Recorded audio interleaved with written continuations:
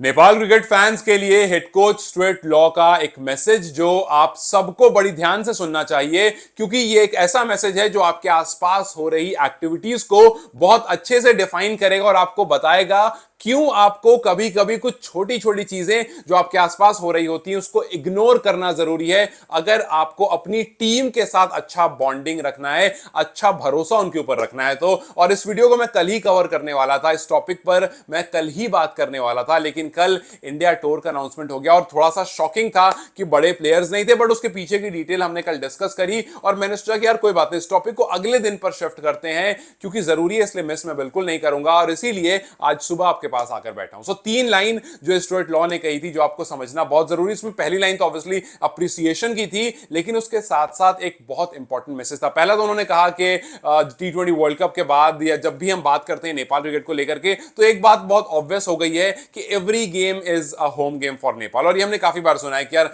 Nepal cricket team का आप match मार्च पर रख दो, वहां भी पहुंच जाएंगे, और ये बहुत फेमस लाइन है और ये बताता है कहीं ना कहीं कि नेपाल टीम जिस तरह से ग्रो कर रही है, फैंस का अच्छा खासा कंट्रीब्यूशन उसमें। लेकिन उन्होंने कहा कि I love your passion. First line उनकी थी कि every game is a home game for Nepal. Second line थी I love your passion but be patient, thing does not happen overnight. और यही वो लाइन है जो मैं आपको समझाना चाह रहा हूं, क्योंकि देखिए बहुत सिंपल सी कहानी, बहुत सारे नेपाल फैंस हैं जो बहुत ज्यादा पैशनेट के साथ साथ बहुत ज्यादा पेशेंस नहीं रख पाते हैं। उनको लगता है कि यार कल रोहित पौडेल ने ऐसा करा, आज क्यों नहीं करा, कल ये चीज हुई, आज क्यों नहीं हुई। और कुछ लोग सोशल मीडिया पर बैठ करके वीडियोस बनाने का इतना शौक है उनको कि उनको सिर्फ एक चीज आती है और वो आता है हेट फैलाना। वो पकड़ लेंगे एक बार कोच को, वो पकड़ लेंगे एक बार कैप्टन को, वो पकड़ लेंगे एक बार प्लेयर्स को और एक एक करके सबकी खाल उधेड़ते रहेंगे, एक एक करके सबको ट्रोल करते रहेंगे। अगर आप अपनी टीम पर वाकई भरोसा करते हो, आप उन पर क्रिटिसाइज कर सकते हो, खूब क्रिटिसाइज करो। मैं खुद भी कुशल बुटेल को जो इतना पसंद करता हूं, इतना क्लोजली उनको नोटिस करता हूं, ऑब्जर्व करता हूं, जब उनकी फॉर्म खराब थी मैंने उनको क्रिटिसाइज किया था, लेकिन उनकी बेइज्जती करना या उनको डिसरिस्पेक्ट करना ये बिल्कुल भी उस लाइन पर फॉलो नहीं करता है। But there are few people जिनको बहुत मजा आता है। और जब स्टुअर्ट लॉ ने ये बात कही ना कि आपका पैशन बहुत अच्छा है, आई लव योर पैशन, लेकिन आपको थोड़ा पेशेंस रखना पड़ेगा। आप खुद देखो कुछ लोग ऐसे हैं जो आकर के आपके सामने इस तरह से बात करेंगे जैसे उनको कैन से ज्यादा पता है। उनको कोच स्टुअर्ट लॉ, जिस इंसान को 20-25 साल से ज्यादा हो गए हैं क्रिकेट में, उनको उससे ज्यादा पता है। 4 दिन हुए क्रिकेट देखते हुए, लेकिन आकर बात ऐसे करेंगे जैसे उनको सबसे ज्यादा पता है। और वो सबसे पहले क्रिटिसाइज करेंगे कैप्टन को कि भाई रोहित पौडेल को कुछ नहीं आता, रोहित पौडेल एकदम ऐसा है, रोहित पौडेल वैसा है, रोहित पौडेल ये।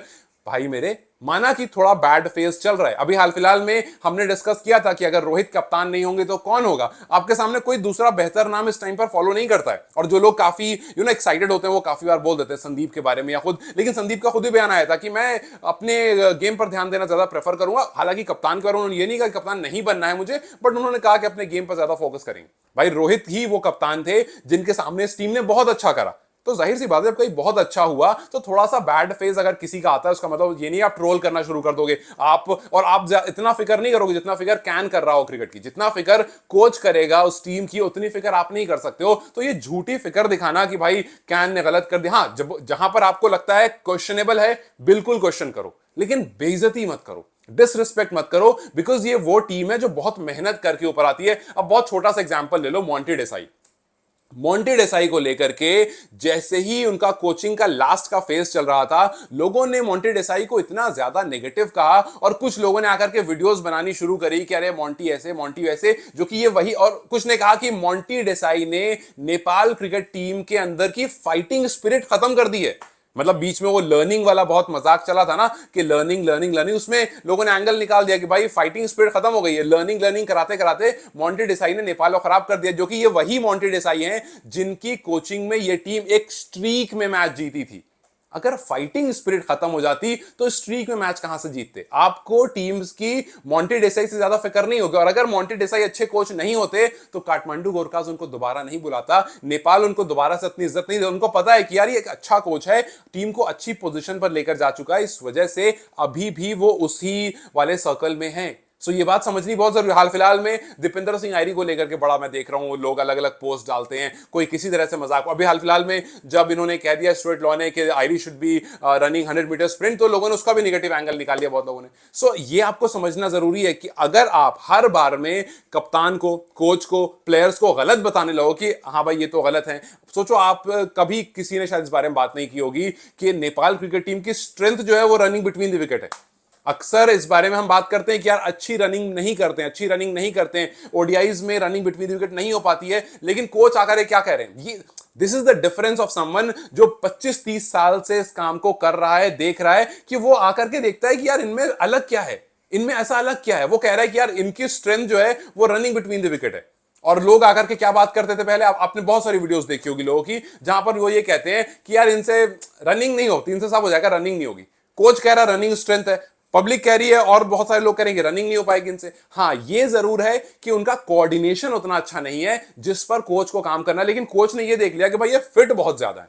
सो जब भी कोच कुछ कह रहा हो ना, ये पता है कोच कैसा, कोच डॉक्टर की तरह होता है। जब डॉक्टर आपको सलाह दे रहा होता है कि आपको ये खाना है, ये नहीं खाना है, आप उसकी बात बहुत जल्दी सुनते हो, क्योंकि आपको पता है कि भाई एमबीबीएस किया हुआ है, 8 साल, 10 साल, 15 साल, 20 साल, 30 साल का एक्सपीरियंस है, तो वो सही कह रहा होगा। कोच को भी 25-30 साल का एक्सपीरियंस है, तो हाँ काफी बार ऐसा होता है कुछ स्टेप जो लिए जाते हैं उसका रिजल्ट पॉजिटिव नहीं आता है। जैसे अभी हाल फिलहाल में उस इंटरव्यू में पूछा गया था कि वेस्ट इंडीज को हराना बहुत जरूरी है क्योंकि हमारे रिजल्ट में कुछ पॉजिटिव टिक होगा, तो उन्होंने क्या कहा कि नहीं, हम वेस्ट इंडीज को हराने पर फोकस नहीं कर रहे हैं, हमारा फोकस है अच्छी क्रिकेट खेलना। हाँ हम उनको हराना पसंद करेंगे, I would love to beat them, लेकिन हमारा फोकस अगर वहीं रहेगा उनको हराना है, हराना हराना है, तो हो सकता है इवेंचुअली हार जाएं। So you have to understand the psychology of a coach इससे पहले कि आप उसको ट्रोल करना शुरू कर दो। जैसे एक और एग्जांपल ले लो, अभी हाल फिलहाल में टीम जो है इंडिया ट्रैवल कर रही है। अब इंडिया में क्या है, क्या कुछ नहीं है, क्या इंडिया में उन्होंने मैचेस रखे हैं, किससे रखे, हम एक्सपेक्ट करके क्या चलते हैं कि भाई बेस्ट टीम मिले, बेस्ट टीम मिले। बहुत लोग कहते हैं कि यार इंडिया का टूर ना बड़ा बेकार रहता है। काफी बार मुझे सुनकर तकलीफ होती है कि यार मतलब आप खुद देखो कि आसपास के जितने रीजन, हाँ माना मैंने कि इंडिया ए से मैचेस नहीं हुए हैं, लेकिन आप यार ये तो देखो कि बाकी आसपास के जो नेशंस हैं वो कितना क्या कुछ कर रहे हैं। माना मैंने कि जिस तरह से इंडिया ने अफगानिस्तान को सपोर्ट किया है उस तरह का सपोर्ट नेपाल की तरफ नहीं है, तो जो बुरी बात है उस पर क्रिटिसाइज मैं खुद भी करता हूं।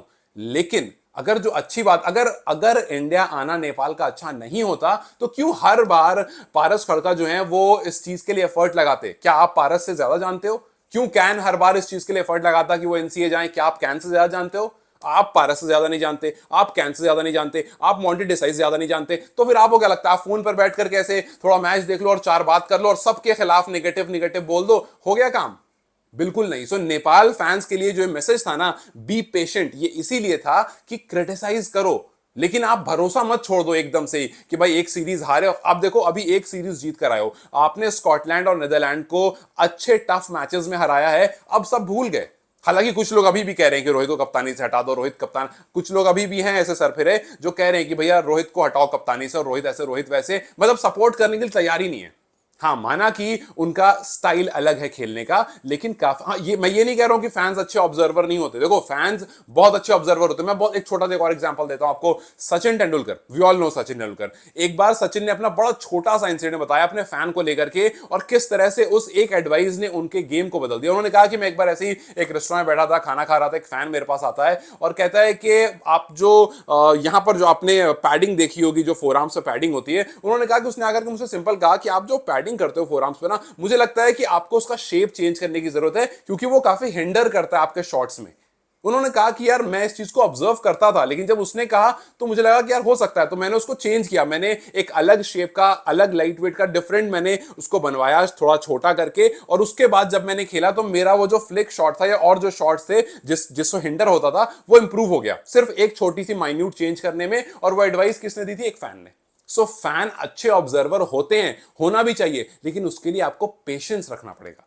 इसीलिए स्टुअर्ट लॉ ने कहा कि मुझे आपके पैशन की बहुत ज्यादा इज्जत है, लेकिन मैं चाहता हूं कि आप थोड़ा सा पेशेंस रखो, रिजल्ट आएंगे आपके सामने। कैन चाहता है कि नेपाल क्रिकेट जो है वो अच्छी क्रिकेट खेले और इवेंचुअली ऊपर उठे, और पारस खड़का भी यही चाहते हैं, कोच भी यही चाहते हैं, रोहित पौडेल भी चाहते हैं। इनफैक्ट मुझसे, आपसे और जितने लोग नेपाल क्रिकेट को फॉलो करते हैं उन सबसे ज्यादा अगर कोई चाहता है तो वो कप्तान चाहता है। लेकिन गलतियां होती हैं, उस पर क्रिटिसाइज करो, लेकिन बदतमीजी मत करो।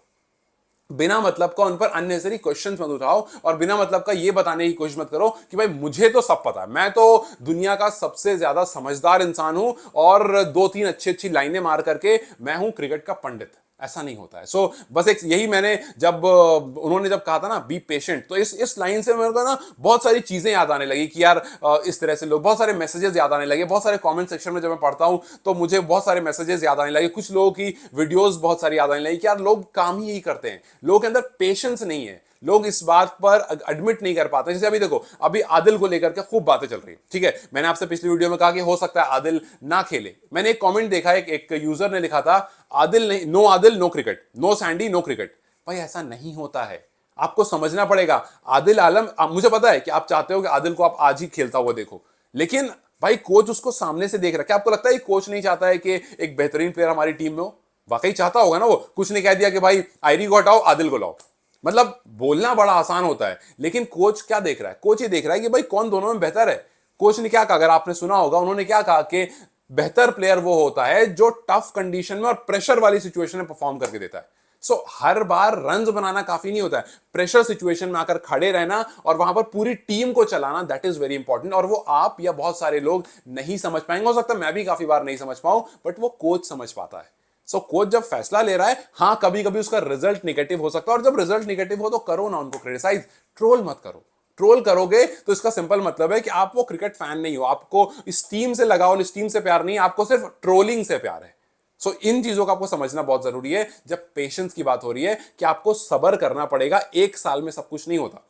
जब टेस्ट स्टेटस की बात होती है तो ऐसा नहीं कल ही मिल जाएगा या परसों ही मिल जाएगा, आपको धीरे धीरे धीरे धीरे काम होता है। क्यों पारस खड़का दुनिया भर का चक्कर लगा रहे हैं, सिंगापुर जा रहे हैं, यहां मीटिंग अटेंड कर रहे हैं, अभी कल को कुछ दिन पहले वो लॉर्ड्स में बैठे हुए थे, वहां मीटिंग अटेंड कर रहे थे, वो सिंगापुर में बैठे वहां मीटिंग अटेंड कर रहे हैं। क्यों कर रहे हैं इतना सब कुछ? अगर एक ही रात में चीजें होनी है तो स्ट्रेट लॉनेसी ने कहा कि एक रात में चीजें नहीं बदलेगी, आपको सब्र रखना पड़ेगा। और वो सबर का मतलब सिर्फ ये है कि अगर आज हारी तो कल जीतेगी टीम, बट उससे बेहतर होगा। जैसे कल से बेहतर क्रिकेट आज हुई है, तो अगर डाउन आएगा तो अब भी आएगा। गलतियां जहां हो रही है, मैसेजेस करो, खूब कमेंट्स करो, खूब टैग कर करके कैन को बताओ कि भाई आप यहां गलती।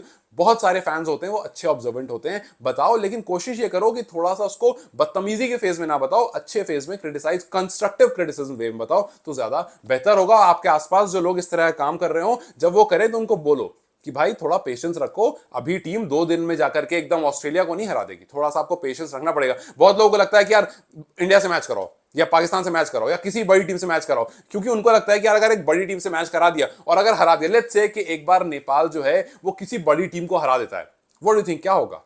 कुछ नहीं होगा। नीदरलैंड ने हराया है ना, क्या हुआ? भाई आपको एक ओवरनाइट से नहीं होता है कि एक मैच हराया और फिर उसके बाद आप एकदम टेबल टॉपर बन गए। आपको वो काम कंसिस्टेंटली करना पड़ता है, और कंसिस्टेंटली करने के लिए आपको वन नाइट वंडर नहीं चाहिए होता, आपको धीरे धीरे धीरे धीरे साल भर करना पड़ता है। कितनी बार नीदरलैंड ने फुल नेशन को हराया है ना। इट्स जस्ट दैट कि आपको एक टीम जो है वो अगर फुल मेंबर को हरा देगी, इसका मतलब ये नहीं है कि वो उससे बड़ी हो गई।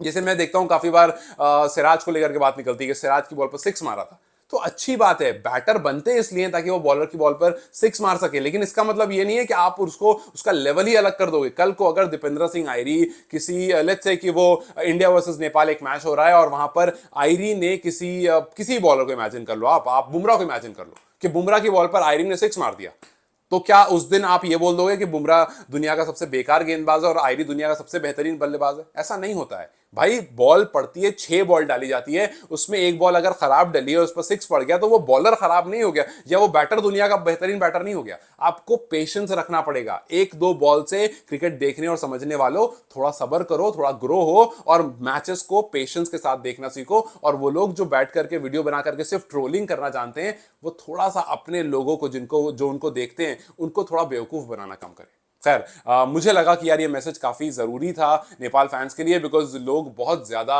इम्पेशेंट होकर बैठे हैं और उनको लग रहा है कि एक रात में चीजें बदल जाएंगी। सब्र करो, जिस तरह से मेहनत हो रही है, आएगा वो टाइम जब ये टीम बहुत बेहतरीन टीम होगी, और इस बारे में मैंने बहुत बार कहा है, but you have to be patient. That is all I wanted to say. अगर आपको कुछ भी इसमें ऐड करना है तो प्लीज कमेंट सेक्शन में जरूर ऐड करें। Till then you guys take care, I will see you very soon, bye bye.